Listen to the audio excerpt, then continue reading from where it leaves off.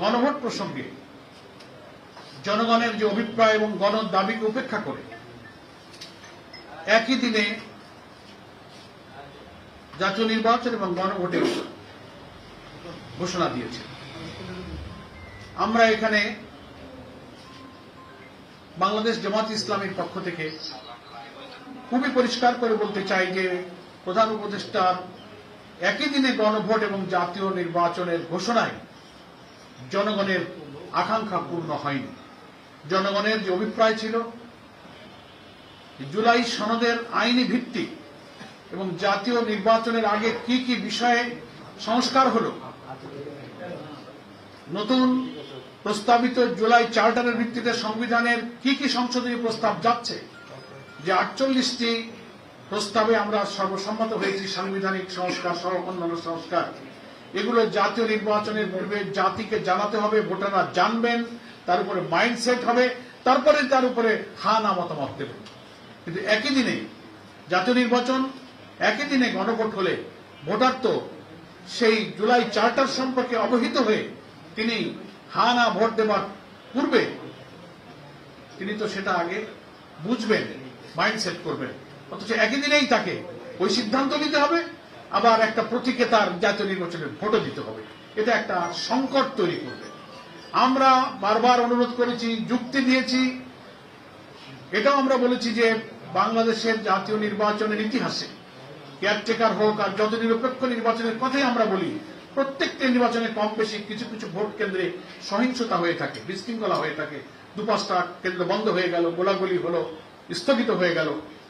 তো একই দিনে ভোট হলে এমন ঘটনা তো যে কোনো কেন্দ্রে ঘটতে পারে, 5টা কেন্দ্র বন্ধ হয়ে গেল, তাহলে জাতীয় নির্বাচন প্রতীকের ভোট বন্ধ হলো, সেই দিন গণভোটের দশাটা কি হবে? এর কোনো জবাব নাই। জুলাই সনদে এই যে 12.5 কোটি প্রায় ভোটার কি কি বিষয় হা বলবে না বলবে, বিফোর ন্যাশনাল ইলেকশন জাতিকে সেটা জানতে হবে, স্টাডি করতে হবে। ইলেকশন কমিশন সেটা পাবলিক করবেন, ওয়েবসাইটে দেবেন, তারপর না এত ক্রিটিক্যাল বিষয় তিনি সিদ্ধান্ত নেবেন। অথচ সেই সুযোগ না দিয়ে 2টা ভোট একজন ভোটারকে একই দিনে দিতে গিয়ে একটা সংকটে ফেলে দেওয়া হলো। আমরা যে সংকট নিরসনের জন্য বাংলাদেশ জামাত ইসলামী সহ 8টি ইসলামী এবং দেশপ্রেমিক সমমনা দল দাবি করে আসছি যে এই ভোটটা জাতীয় নির্বাচনের আগে করতে হবে, তাহলে এটার আইনি ভিত্তিটা দৃঢ় হবে, এটা নিয়ে পরবর্তীতে আদালত এবং আইনি ভিত্তি নিয়ে কোনো প্রশ্ন উঠবে না। সেই সংকট কিন্তু রয়েই গেল, এই সংকটটা নিরসন হলো না। এটা হচ্ছে আমাদের জামাত ইসলামের আপাতত প্রতিক্রিয়া। আমাদের একই আন্দোলনের সাথী সহযোদ্ধা আরো 8টি রাজনৈতিক দল ইতিমধ্যেই প্রত্যেক দল তার নিজ নিজ দলীয় ফোরামে তাদের এই ভাষণের উপরে প্রতিক্রিয়া পর্যালোচনা নিজেরা করছেন, এবং পরে আমরা 8 দল সম্মিলিতভাবে আমাদের করণীয় ইনশাল্লাহ স্থির করব। আমাদের শীর্ষ নেতৃবৃন্দ বিস্তারিত পর্যালোচনার পর সে ব্যাপারে আমাদের আরো প্রতিক্রিয়া ব্যক্ত করবেন, এই কারণে যে এই ভাষণের মধ্যে যেমন জুলাই জাতীয় সনদ বাস্তবায়নের আদেশ জারি হলো, গেজেট হলো, তেমনি গণভোট আর জাতীয় নির্বাচন একদিনে হলো, আবার গণভোটে যে ব্যালটে কি কি যাবে সেই বিষয়গুলো যাওয়ার কিছু বিষয় আজকে ভাষণে প্রধান উপদেষ্টা উল্লেখ করেছেন, সেটারও বিশ্লেষণ প্রয়োজন। এই জন্য আমরা জামাত ইসলামী আজ সন্ধ্যায় পরে আমাদের সর্বোচ্চ অ্যাপেক্স বডি নির্বাহী পরিষদ সন্ধ্যা 6টায় আমরা আমাদের এই ভাষণের উপরে মূল বিষয়ের গভীরে আমরা পর্যালোচনায় বসতেছি।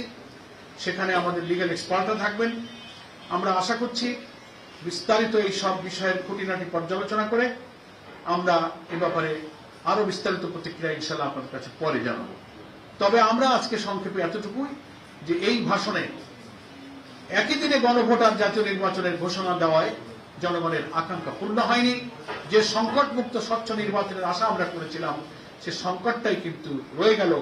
জাতীয় নির্বাচন সুষ্ঠু সুন্দর হওয়ার প্রশ্নে আমাদের যে ঐক্যমত এবং আমাদের যে প্রচেষ্টা সেখানে একটা সংকট আমাদের রয়ে গেল।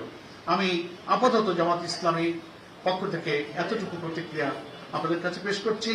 ইনশাআল্লাহ আমাদের আজকের সন্ধ্যার নির্বাহী পরিষদের বৈঠক শেষে আমরা একটা সময় নির্দিষ্ট করব, আমাদের নেতৃবৃন্দ আপনাদের কাছে বিস্তারিত এই ভাষণের উপরে প্রতিক্রিয়া খোলামেলা বক্তব্য রাখবেন।